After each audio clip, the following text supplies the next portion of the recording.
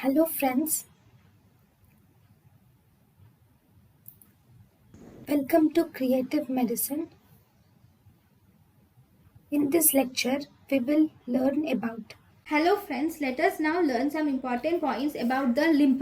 So remember the limp differential diagnosis. Whenever a patient or a child presents with limp, it can be two types. One, it is painless limp. Second, it can be painful limp. Okay. If it is painless limp, it can be again on two different age groups, 1 to 3 years.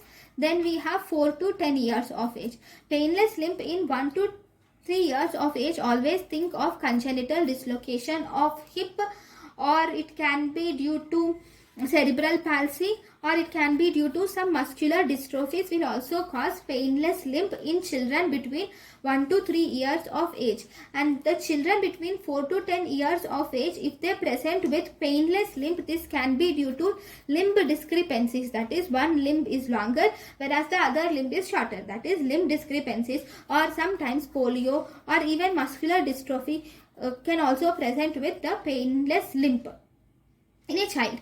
Then we have painful limp. Painful limp can again be four types of age group. One, in the toddler, that is 1 to 3 years of age. Whenever the child presents with painful limp, number one, it can be due to fractures, which is called as toddler's fractures, or it can be due to polyarticular juvenile arthritis. Then between 4 to 10 years of age, it can be due to leg calf Perthes disease will cause, that is Perthes disease will result in painful limb movement in 4 to 10 years of age. Then in adolescence, that is 11 to 15 years of age, then it is slipped capital femoral epiphysis is seen, and some other disorders like osteochondritis dissecans, chondrolysis can also cause painful limp.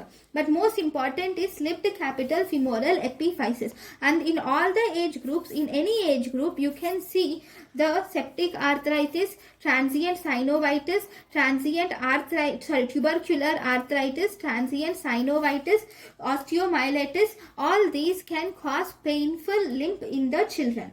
So this is about the limp. Thank you. Thank you and thank you for watching.